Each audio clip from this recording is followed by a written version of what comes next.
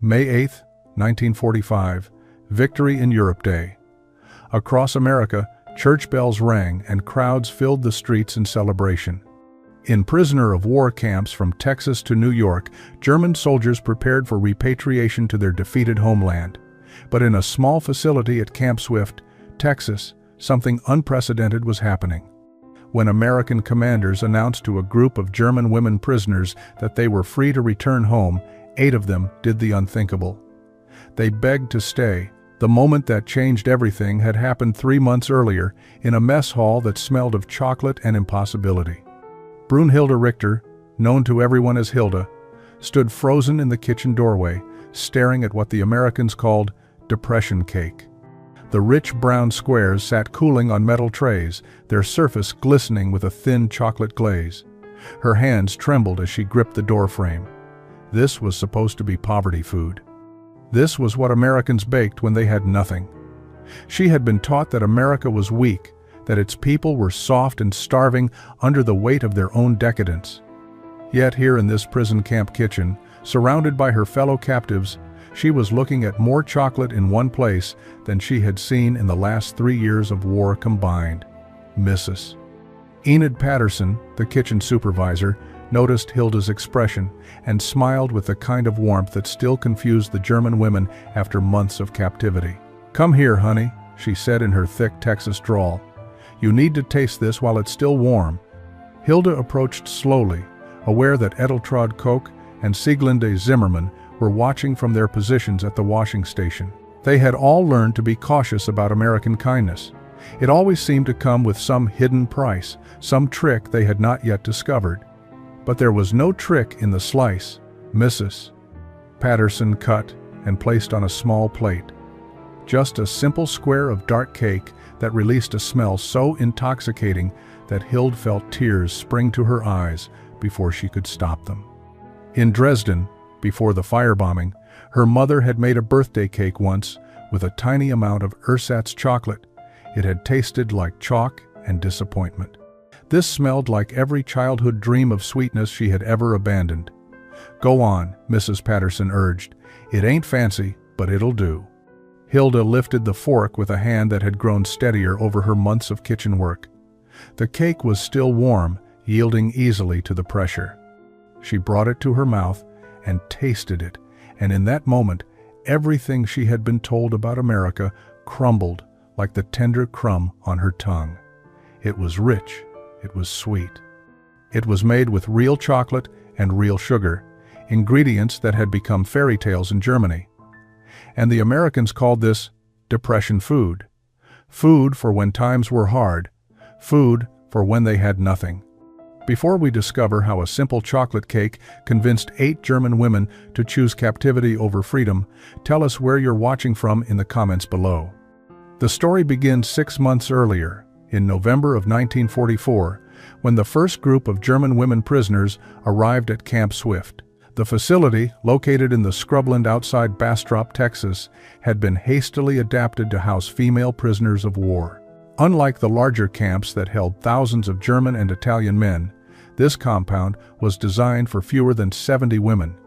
They had been captured during the final Allied push through France and Belgium, serving the Wehrmacht as radio operators, nurses, administrative clerks, and communication specialists.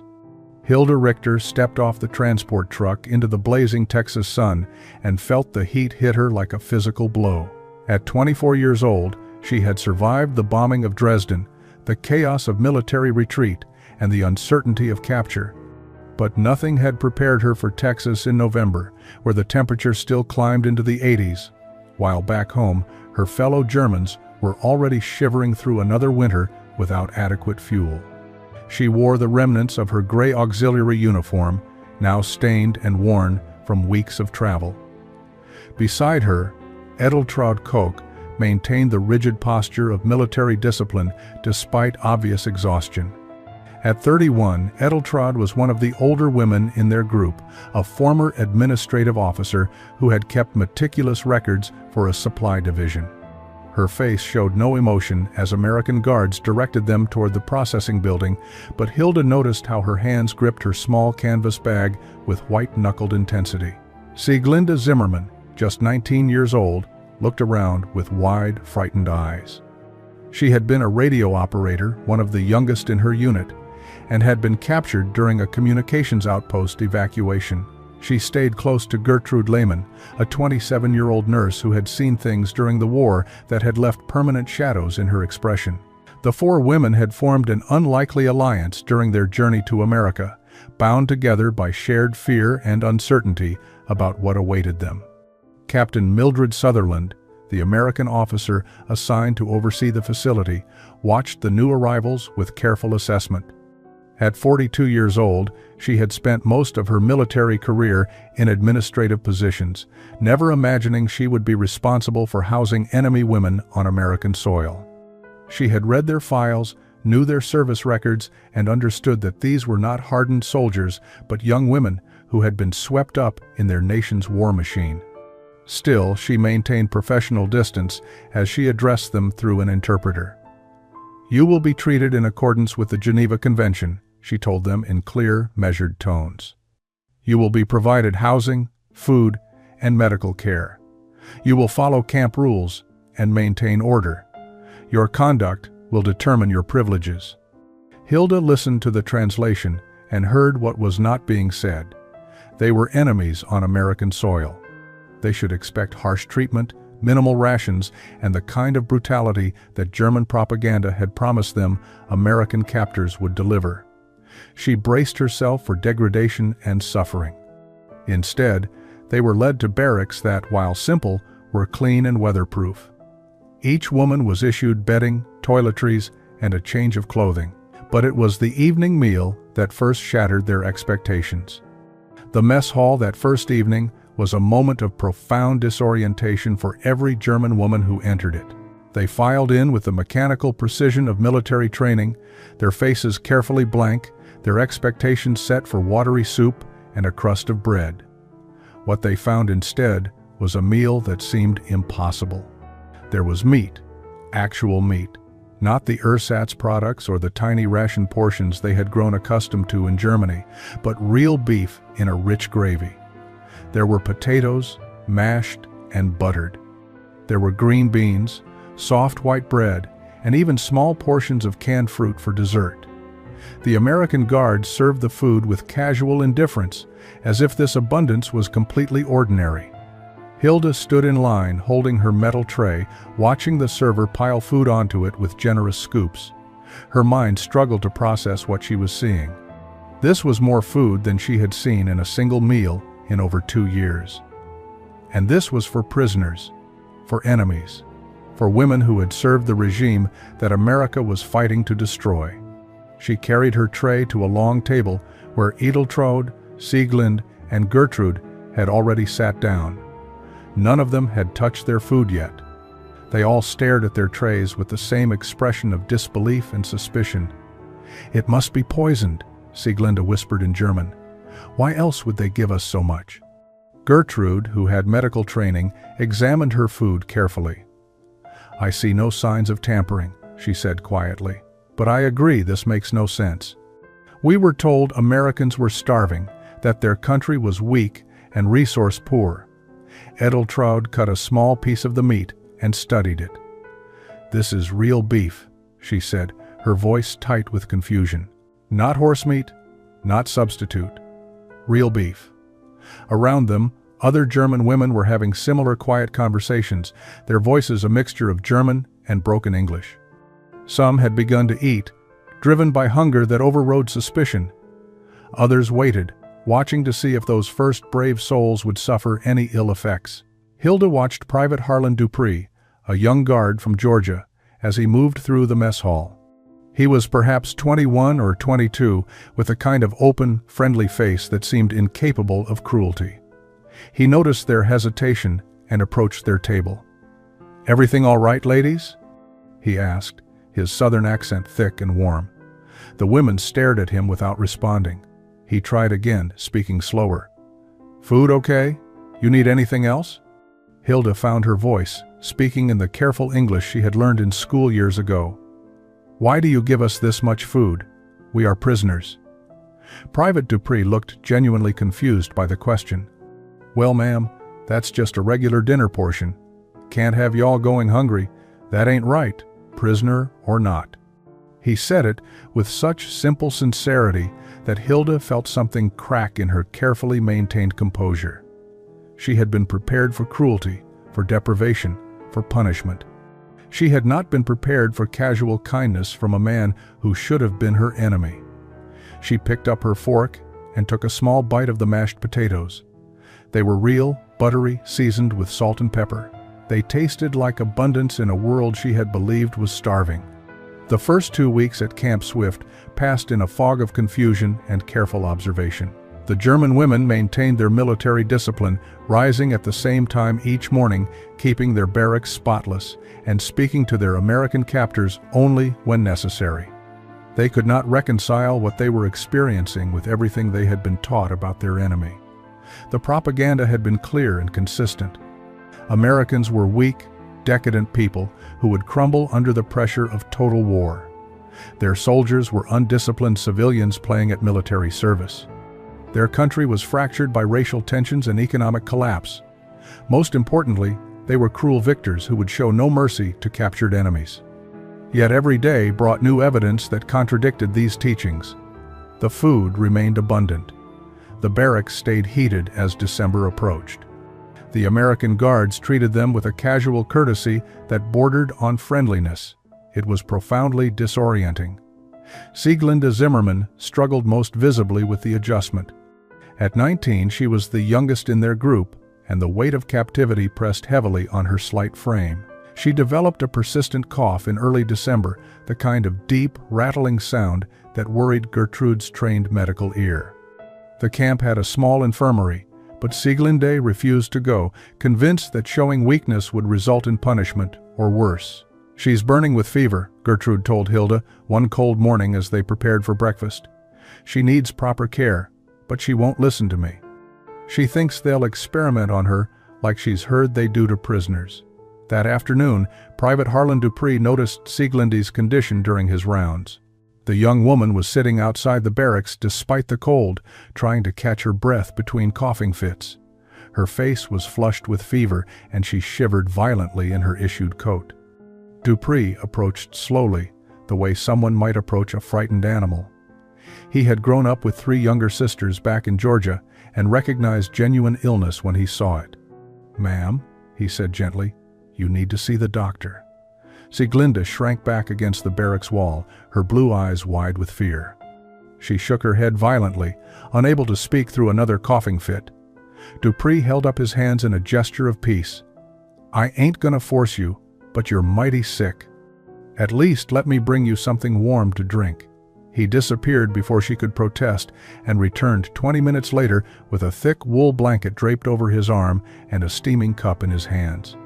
"Here," he said, wrapping the blanket around her shoulders with the same gentle care he would have shown his own sisters.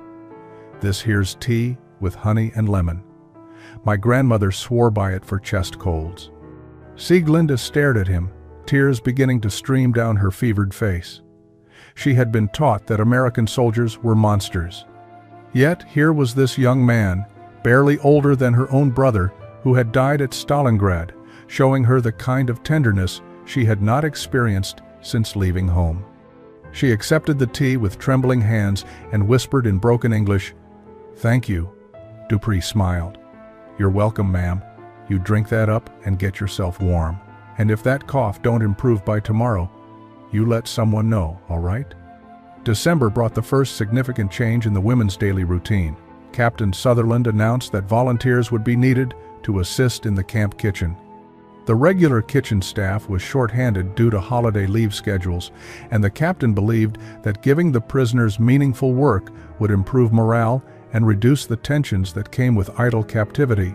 Hilda volunteered immediately, as did Edeltraud and Gertrude. They had grown weary of the endless empty hours, the constant internal conflict between gratitude for their treatment and shame at feeling grateful toward their captors. Work, they reasoned, would provide distraction and purpose. They reported to the kitchen on a cold Monday morning in mid-December and met Mrs. Enid Patterson for the first time. She was a woman in her late 50s, round-faced and generous in both figure and spirit. She had worked in the Camp Swift kitchens since the facility opened, feeding thousands of soldiers and now, unexpectedly, enemy prisoners. "Well now," she said, looking over her new assistants with a practiced eye. "Y'all know how to cook?" Hilda nodded. "In Germany, before the war, I helped my mother in the kitchen, Mrs. Patterson smiled warmly. "Then we'll get along just fine. Come on, let me show you how we do things here." What followed was an education that shook the foundations of everything the German women believed about American poverty and weakness. The kitchen was vast, equipped with industrial stoves, massive refrigerators, and storage rooms that seemed to stretch endlessly. Mrs. Patterson led them through the facilities, explaining procedures and safety protocols, but it was the abundance that left them speechless. The storage rooms contained flour in quantities they had not seen since before the war began. There were barrels of sugar, crates of canned vegetables, and an entire cold room dedicated to meat storage. The American military fed its people with a level of abundance that seemed almost obscene to women who had watched their own nation slowly starve. Mrs. Patterson noticed their stunned expressions as they stood in the storage room. "I know it seems like a lot," she said kindly, "but we got a whole camp to feed. Got to make sure everyone eats proper." Edeltraud, who had managed supply records for the Wehrmacht, could not contain her professional curiosity. "How do you have so much? Germany has been rationing for years." "Even before the war, we never had this much in our military kitchens." Mrs. Patterson considered the question carefully. "Well, honey, I suppose America's been blessed with good farmland and good people working it. Even with rationing, we manage pretty well. Though I'll tell you, during the Depression, things were mighty different. We learned to make do with a lot less back then." The mention of the Depression captured Hilda's attention. She had heard about American economic collapse in the 30s, had been taught that it proved the weakness of capitalist systems. "You had no food during the Depression?" she asked carefully. Mrs. Patterson laughed. "Oh, we had food, just not near the variety or amount we got now." Mrs. Patterson proved to be a patient teacher with a genuine gift for making her new assistants feel valued rather than merely tolerated. She assigned them tasks that matched their skill levels, praising good work and correcting mistakes with gentle humor. Within days, Hilda found herself looking forward to kitchen duty with an eagerness that both surprised and troubled her. The work itself was straightforward. They prepared vegetables, measured ingredients, cleaned equipment, and learned the rhythms of feeding hundreds of people on a military schedule. But the real education came through the countless small conversations that happened naturally during the long hours of food preparation. One morning, while showing Hilda how to prepare biscuit dough, Mrs. Patterson mentioned the rationing system that had been implemented across America since the war began. "We got ration books for sugar, butter, meat, coffee, and such," she explained, working the dough with practiced efficiency. "Each family gets so many points per week. You gotta plan careful to make it all stretch." Hilda watched the generous amount of butter being incorporated into the dough and struggled to understand. "But you have so much here. How can you say you are rationed?" Mrs. Patterson paused in her work and looked at Hilda with genuine curiosity. "How much butter did your family get back in Germany, honey?" Before Hilda could answer, Edeltraud spoke up from across the kitchen where she was chopping onions. "We had no butter," she said flatly. "Not real butter. We had margarine when we could get it. Sometimes lard, often nothing at all. The last real butter I tasted was in 1941. Mrs. Patterson's hands stilled in the dough. She looked between the German women with dawning understanding. "Y'all have been going without for that long?" Gertrude joined the conversation from her station at the stove. "We were told that America was suffering worse than Germany, that your people were starving while we were merely inconvenienced. We were told that rationing in America meant true starvation." An uncomfortable silence fell over the kitchen. Mrs. Patterson resumed working the dough, but her movements had become more thoughtful, less automatic. "I reckon," she said slowly, "that both our countries have been telling their people what they needed to hear to keep the war effort going. But I can promise you, honey, ain't nobody starving in America." We're making do, eating less fancy than we might like, but we ain't going hungry." She cut the biscuit dough into rounds with swift, efficient movements. During the Depression now, that was different. Lost my husband in '33, had to feed 4 children on next to nothing. That's when I learned to cook with what I had instead of what I wished for. Those were hard years, truly hard, but we survived, we learned, and when better times came, we remembered those lessons.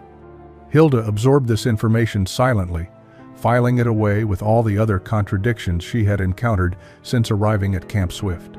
America had suffered economic collapse, had endured years of genuine hardship, yet had emerged strong enough to feed even its enemies with abundance. January brought frigid weather to Texas, though the German women found the cold laughable compared to the winters they had endured back home. Still, the American guards complained bitterly about the temperatures, which amused the prisoners in private conversations. These soft Americans, Sieglinde had said one morning, would not survive a single week of a German winter. But such comments had lost their edge of contempt.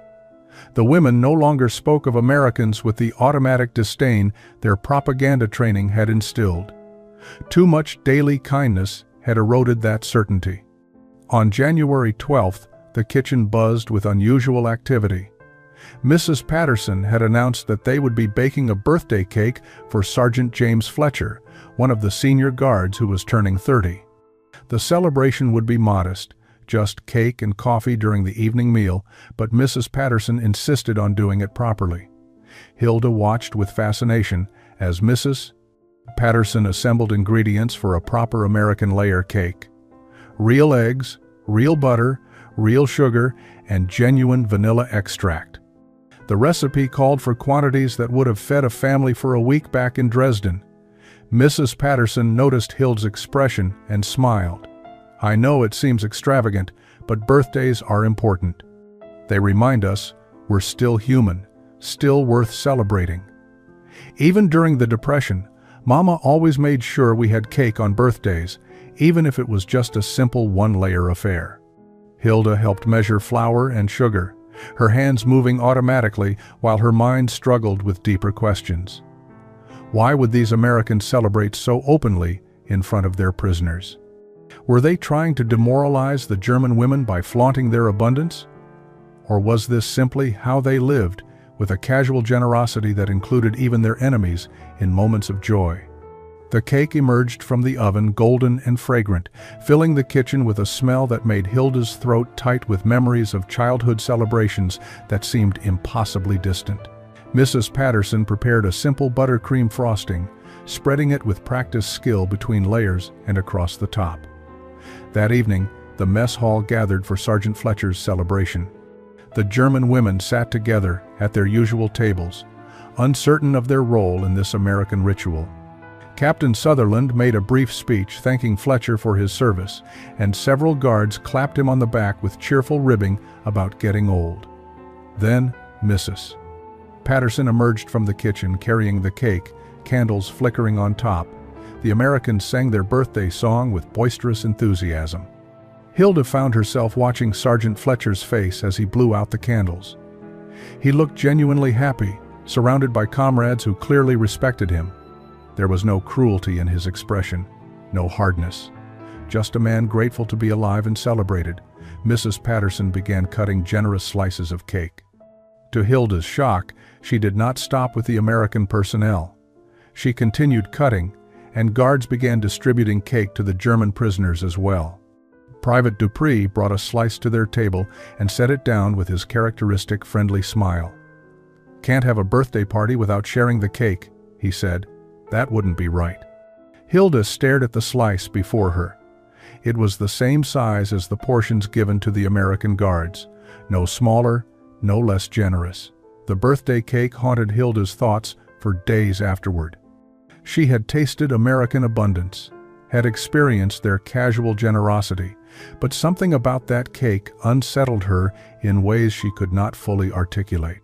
It represented everything she had been taught to despise about American decadence, yet it had been shared freely, given without expectation or ceremony, as if kindness to enemies was simply the natural order of things. Mrs. Patterson noticed Hilda's preoccupation and interpreted it correctly. "You're wondering how we can afford to bake fancy cakes while there's a war on, aren't you?" she asked one morning while they were preparing breakfast. Hilda nodded, grateful that Mrs. Patterson understood without requiring extensive explanation. Her English had improved dramatically, but complex thoughts still sometimes eluded her vocabulary.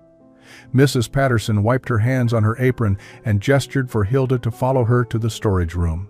She pulled out a worn recipe box, the kind with handwritten cards stained from years of use. "Let me show you something, honey." She flipped through cards until she found what she wanted. "Here, this is what we call depression cake, also known as wacky cake or war cake." Hilda took the card and read the ingredients with growing confusion. Flour, sugar, cocoa powder, baking soda, salt, vinegar, vanilla, and water. "That's all? No eggs, no milk, no butter?" Mrs. Patterson smiled. "That's right. We invented this during the Depression when folks couldn't afford eggs and butter, or when those things just weren't available. Then, when war rationing started, it came back into fashion." She retrieved ingredients from the shelves with practiced efficiency. "We're making this today. I want you to see that even when Americans have to make do, we still find ways to make something sweet." The process was surprisingly simple. They mixed dry ingredients in one bowl, created wells for the wet ingredients, and combined everything directly in the baking pan.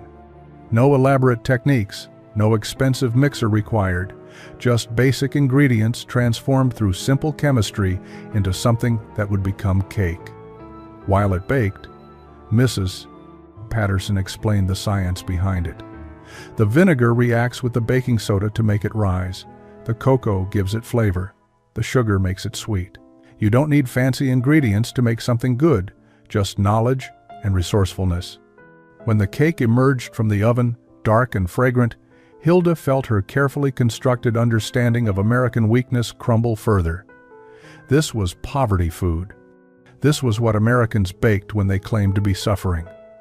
Yet it contained real cocoa powder and real sugar, luxuries that had disappeared from German civilian life years ago. Mrs. Patterson prepared a simple chocolate glaze using cocoa, sugar, and water. She poured it over the still warm cake and let it set for a few minutes before cutting a corner piece and offering it to Hilda on a small plate. "Go on," she urged. "Tell me what you think." Hilda accepted the plate with trembling hands. Around her, Edeltraud and Gertrude had stopped their work to watch. This moment felt significant in ways none of them could fully explain. Hilda lifted the fork slowly, aware that Edeltraud, Gertrude, and even Sieglinde, who had come to help in the kitchen after recovering from her illness, were watching her intently. The depression cake looked humble compared to the elaborate birthday cake they had made for Sergeant Fletcher. No fancy frosting, no layers, just a simple square of dark chocolate cake with a thin glaze. She brought the fork to her mouth and tasted it. The cake was moist and tender, rich with chocolate flavor despite its simple ingredients. The sweetness bloomed across her tongue, real sugar and real cocoa, combining in a way that made her close her eyes involuntarily. It was delicious. Genuinely, undeniably delicious. And the Americans called this poverty food. Mrs. Patterson watched Hilda's reaction with gentle understanding. "It's good, isn't it? Simple, but good. That's the thing about American cooking, honey. We learned to make the best of what we had. Even during the hardest times, we found ways to celebrate, to make something sweet, to remember that life is worth living." Hilda set down her fork carefully, afraid that her hands were shaking too visibly. In Dresden, during the last year before she joined the Auxiliary Corps, her family had celebrated her brother's birthday with a cake made from sawdust mixed with a tiny amount of flour and artificial sweetener. They had pretended it was good, had sung and smiled, but it had tasted like desperation and defeat. This American Depression cake, this poverty food, made from basic ingredients, was richer and more genuine than anything she had eaten in Germany for years. The propaganda had been so thorough, so convincing, she had believed that Americans were weak, that their economy had collapsed beyond recovery, that their people suffered worse than Germans under the pressures of war. Yet here was the evidence that everything she had been told was a lie. Americans had endured economic hardship and had responded by becoming more resourceful, more innovative, more capable. They had taken scarcity and transformed it into opportunity to create new solutions. Edeltraud spoke quietly in German, her voice thick with emotion. If this is how they eat when they claim to be poor, what have we been fighting for? What were we told about American weakness? All lies. Gertrude joined them at the table, accepting a slice of cake from Mrs. Patterson. She tasted it and closed her eyes. My mother used to save for months to buy enough chocolate for Christmas cookies. Just a small amount, barely enough to flavor one batch. This cake has more chocolate than my entire family saw in a year. Sieglinde, still thin from her recent illness but recovering steadily thanks to the abundant food and proper medical care, voiced what they were all thinking. We were told Americans were our enemies because they were weak and decadent. But they are not weak. They are strong in ways we never imagined. And if we were wrong about their weakness, what else were we wrong about? The question hung in the kitchen air, mingling with the sweet smell of chocolate. Mrs. Patterson, who had been listening quietly while cleaning mixing bowls, spoke with careful gentleness. I reckon every country tells its people what it needs them to believe during wartime. But the truth has a way of coming out eventually. February brought a development that the German women had both longed for and dreaded. The International Red Cross had finally established reliable mail routes from occupied Germany, and letters began arriving at Camp Swift. Captain Sutherland distributed them during evening assembly, calling names and handing over thin envelopes that had traveled across an ocean and through military channels to reach this small compound in Texas. Hilda received 2 letters. The first was from her aunt in Hamburg, written in cramped handwriting on paper so thin it was nearly transparent. The second was from a former neighbor in Dresden, someone she had not heard from since before the firebombing. She carried both letters back to her bunk and sat alone, afraid to open them. Around her, other women were having similar reactions. Some tore into their letters immediately, desperate for any news from home. Others, like Hild, approached them with visible dread, understanding that the news they contained would likely bring more pain than comfort. She opened her aunt's letter first. The words were carefully chosen, written with awareness that military censors would read them, but the reality beneath the careful language was devastating. Hamburg had been bombed repeatedly. Her aunt's building had survived, but most of the neighborhood was rubble. Food was scarce, available only through ration cards that provided barely enough to survive. Her aunt's husband had died during a bombing raid. Her 2 cousins were missing, possibly dead, possibly displaced, somewhere in the chaos of occupied Germany. The letter ended with a question that pierced Hilda's heart. When you return, will you bring food? We are so hungry here. The second letter was worse. Her Dresden neighbor wrote with brutal honesty about the firebombing that had destroyed their city. Hilda's family home no longer existed. The entire neighborhood had burned. The neighbor did not know what had happened to Hilda's parents or her younger sister. They had not been seen since the night of the bombing. They were presumed dead, though without bodies there was no certainty, just absence and silence. Hilda sat motionless, the letters trembling in her hands. While she had been eating abundant meals, sleeping in a warm barracks, and learning to bake chocolate cake with real cocoa and sugar, her family had been starving, burning, dying. The guilt was crushing, physical, making it hard to breathe. Across the barracks, Edeltraud was reading her own letters with tears streaming down her face. Sieglinde had collapsed onto her bunk, sobbing into her pillow. Gertrude sat rigid and silent, her face completely blank in the way of someone experiencing shock too profound for immediate emotional response. That night, 23 German women gathered in the common area, sharing news from home in quiet, devastated voices. The picture that emerged was one of complete destruction. Cities in ruins, families scattered or dead, Food scarce to the point of starvation, infrastructure collapsed, economy non-existent. Germany was not just defeated, it was destroyed, broken beyond anything they had imagined while isolated in American captivity. Hilda thought about the depression cake cooling in the kitchen, about the storage rooms full of flour and sugar, about the casual abundance that surrounded them daily. The letters from Germany had created a profound shift in the women's emotional state. The guilt of their relative comfort while their families suffered became almost unbearable. Many stopped eating full portions, pushing food around their plates, as if consuming American abundance was a betrayal of their starving relatives. Captain Sutherland noticed the change and called a meeting with Mrs. Patterson and the camp medical officer to discuss intervention strategies. But before they could implement any plans, news arrived that would shake the German women even more deeply than the letters from home. It came through newspapers first, then through official military briefings. As Allied forces advanced deeper into German territory, they were discovering concentration camps. The initial reports were met with disbelief, even among American soldiers who thought they had seen the worst of war. Then came the photographs. Captain Sutherland debated whether to allow the German prisoners access to this information, ultimately deciding that truth, however painful, was necessary. She made newspapers available in the common area, knowing that many of the women had learned enough English to read them. Hilda found the first newspaper on a Tuesday morning in late February. The headline was stark, the accompanying photograph grainy but clear enough. She stood frozen, reading words that her mind initially refused to accept. Bergen-Belsen, Dachau. Places she had never heard of, existing in the same country she had proudly served. The article described systematic murder, starvation, medical experiments, and industrial-scale death. The numbers were incomprehensible. Thousands, tens of thousands.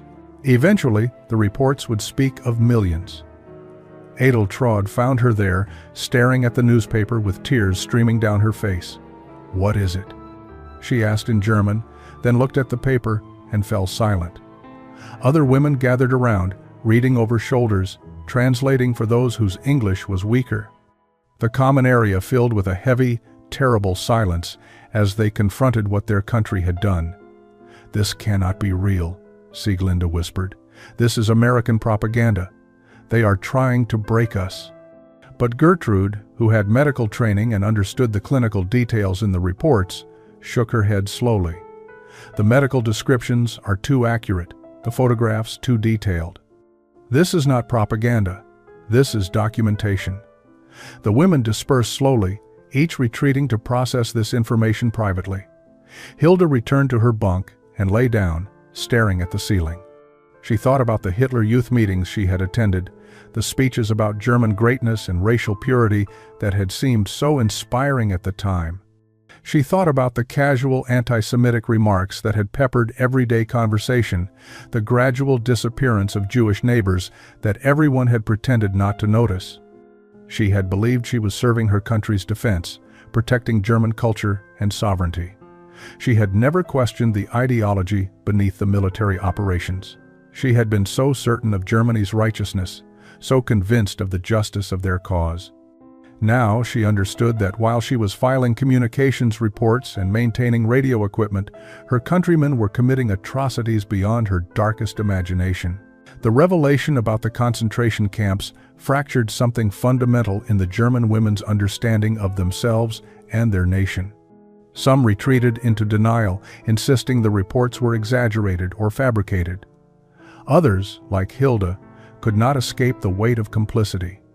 They had served the regime that committed these atrocities. Their ignorance did not absolve them.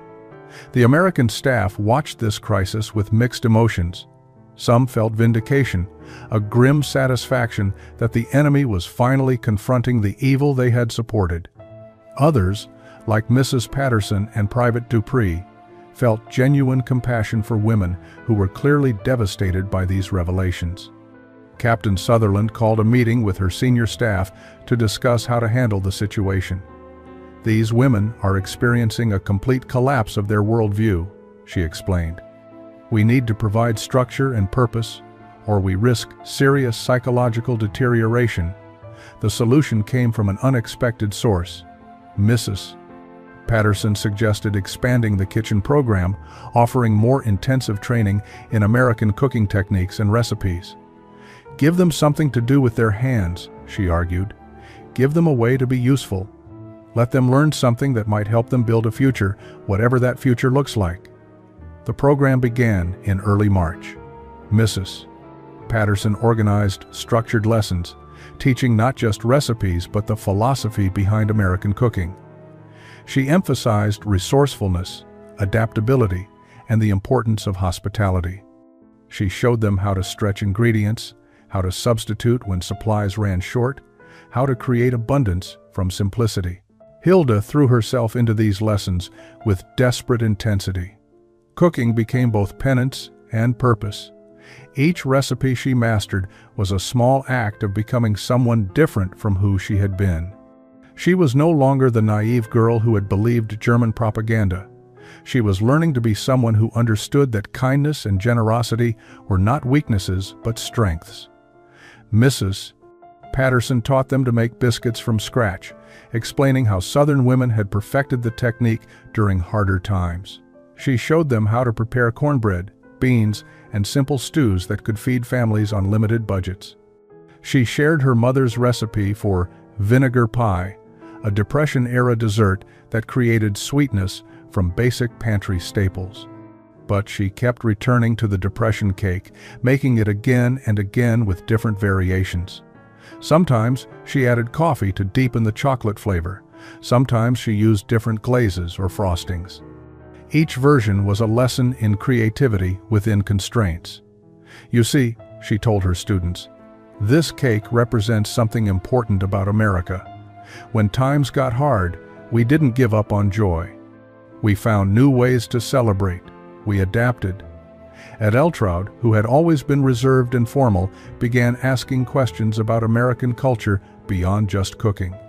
She wanted to understand how a country could survive economic depression and emerge stronger, how Americans balanced individual freedom with collective responsibility, how they maintained optimism in difficult circumstances.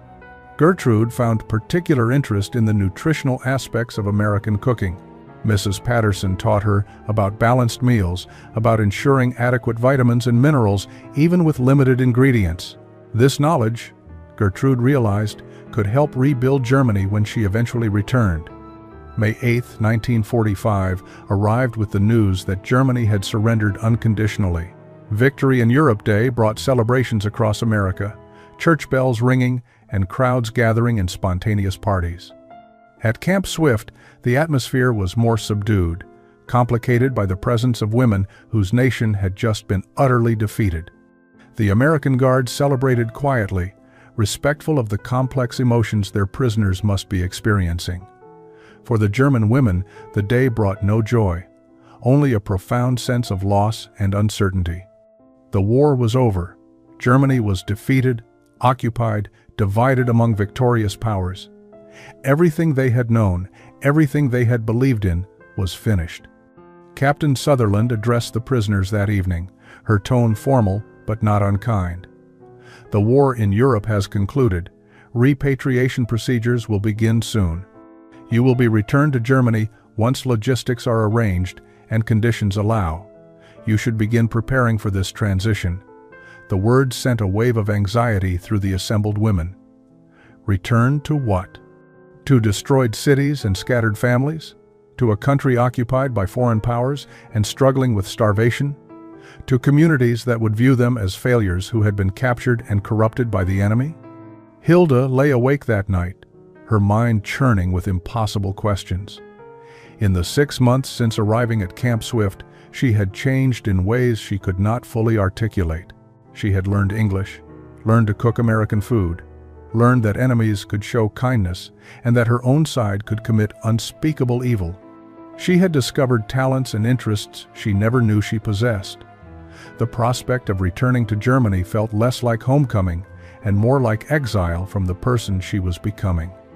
Around her in the darkened barracks, she could hear other women crying softly, wrestling with the same fears and uncertainties. Edeltraud's voice cut through the darkness, speaking in German. "Does anyone actually want to go back?" The question hung in the air, unspoken truth finally given voice. Several women responded quietly, admitting their own reluctance to return to devastation and judgment. "But what choice do we have?" Gertrude asked. "We are prisoners of war. The Geneva Convention requires our repatriation. We have no legal right to remain in America." Sieglinde, who had become increasingly outspoken as she recovered her health and confidence, spoke with unexpected firmness. "Legal rights can change. Policies can be negotiated. The question is not what we are allowed to do, but what we want to do, what we are willing to fight for." The conversation continued late into the night, women sharing their fears and hopes in hushed tones. Some still felt pulled toward Germany despite everything, driven by loyalty to family or homeland. Others admitted they had found something in American captivity that they were reluctant to surrender. Over the following weeks, as repatriation procedures slowly organized, the women's kitchen work took on new meaning. They were no longer just learning recipes. They were deciding who they wanted to become and where they wanted to build their futures. Mrs. Patterson noticed the change in her students' attitudes. They asked more questions, practiced more diligently, and seemed to be memorizing recipes as if their lives depended on it. June 15th arrived with unusual tension throughout Camp Swift. Captain Sutherland had called a general assembly to announce official repatriation procedures. Transportation had been arranged for early July. The German women would be processed through displaced persons camps in Europe before final release to return to their homes or what remained of them. The 62 women gathered in the mess hall, the same room where they had experienced so many moments of transformation.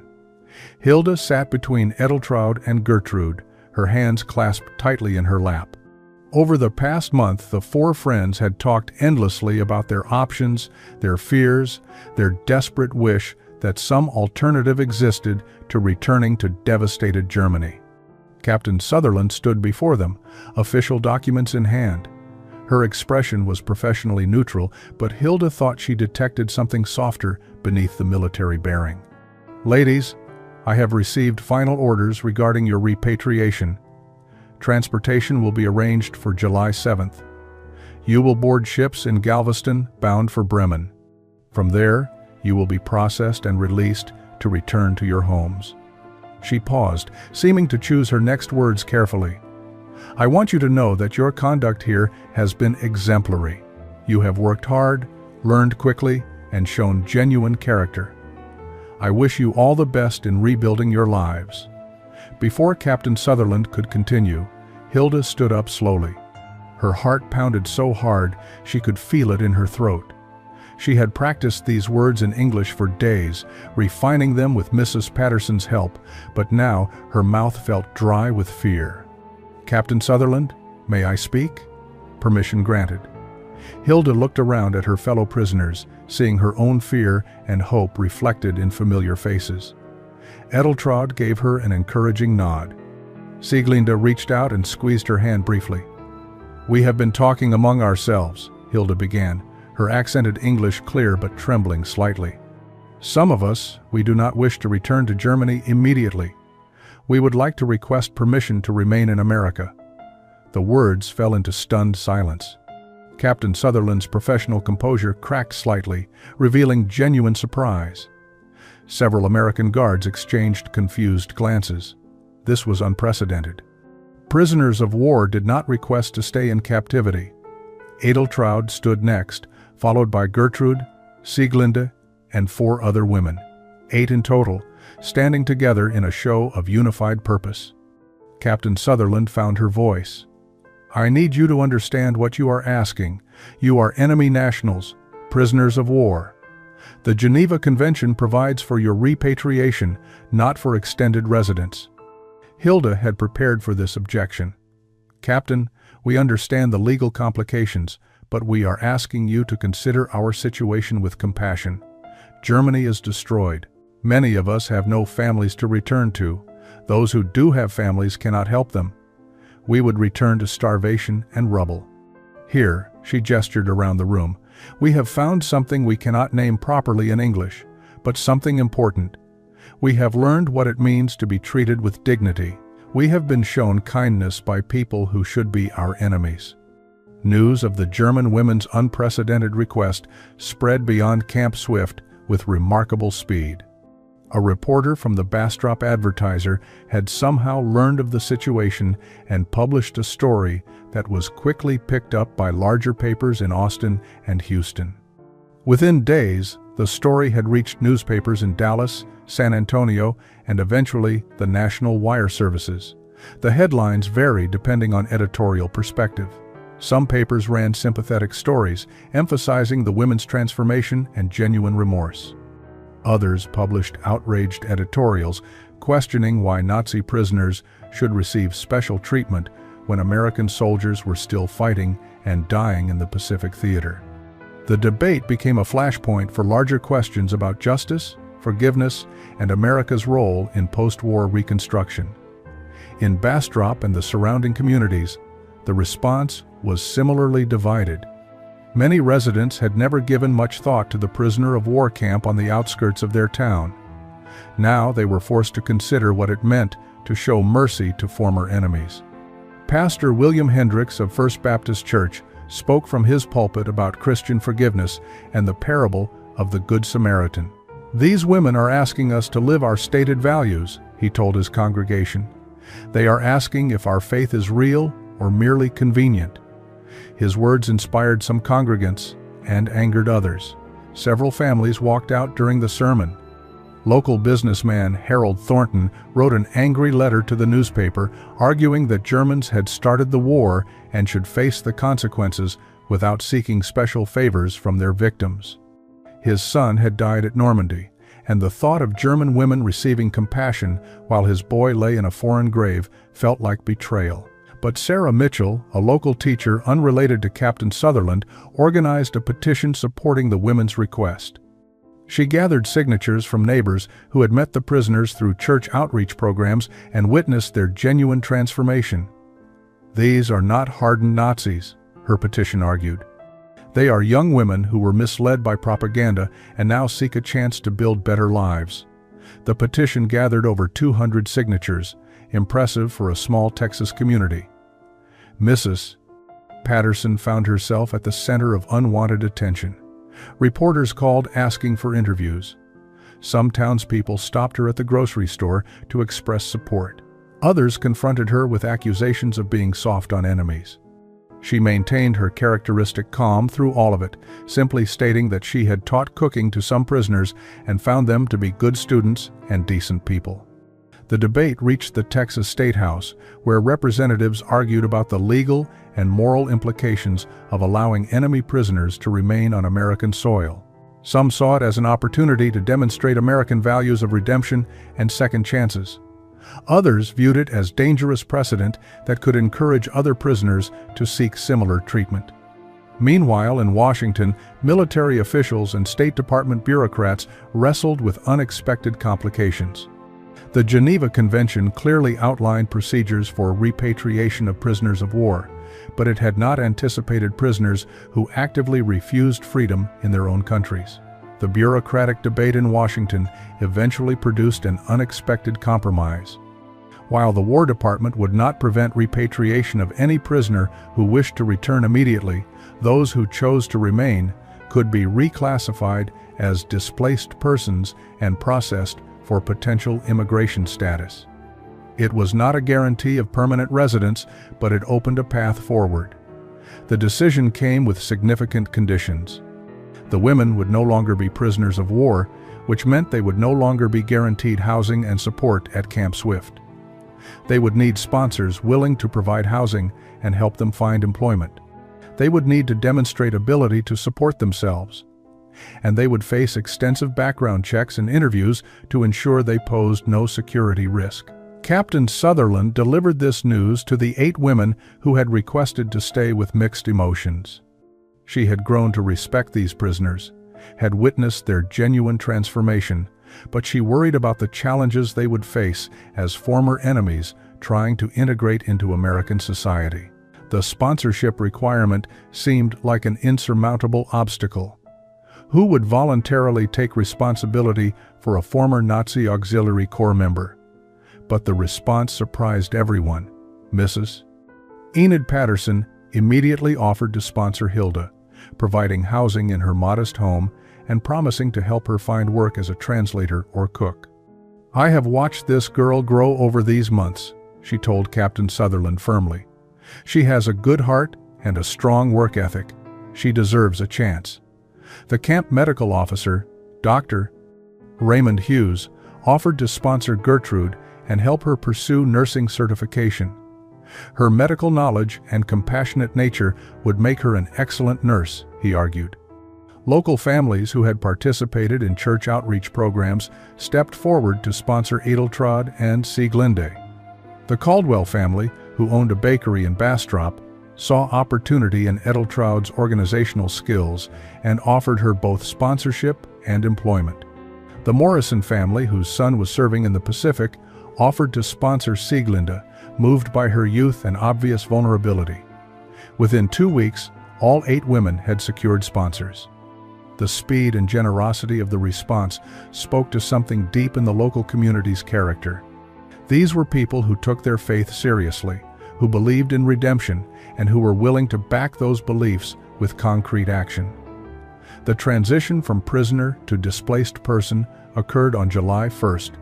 The women moved out of the camp barracks and into their sponsors' homes.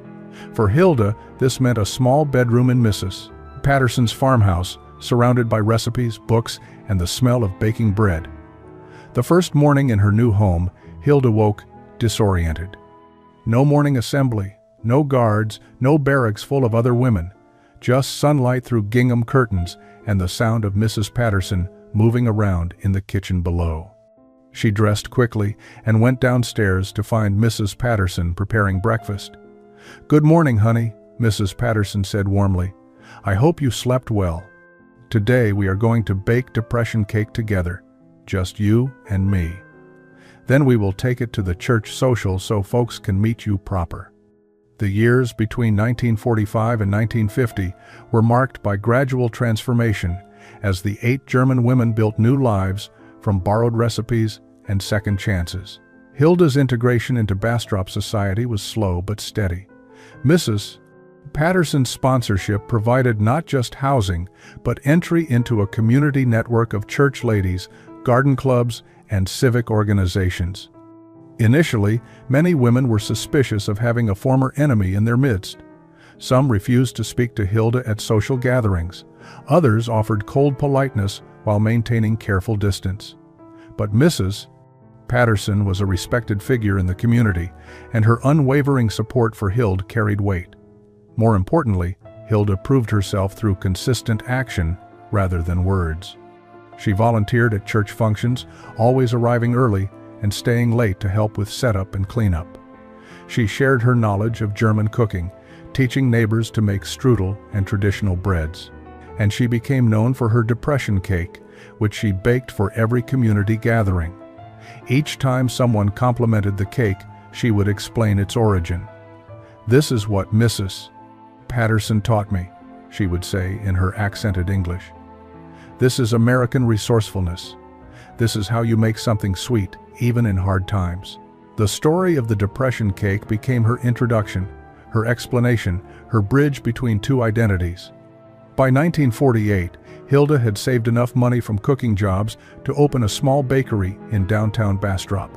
She called it the Second Chance Bakery, a name that made some people uncomfortable but accurately reflected her story. The bakery specialized in both German and American baked goods, but the depression cake remained her signature item. Edeltraud found her calling in the Caldwell family bakery, where her organizational skills revolutionized their business operations. She introduced German precision to American abundance, creating systems for inventory management and production scheduling that increased both efficiency and profits. By 1950, the Caldwells had made her a partner in the business.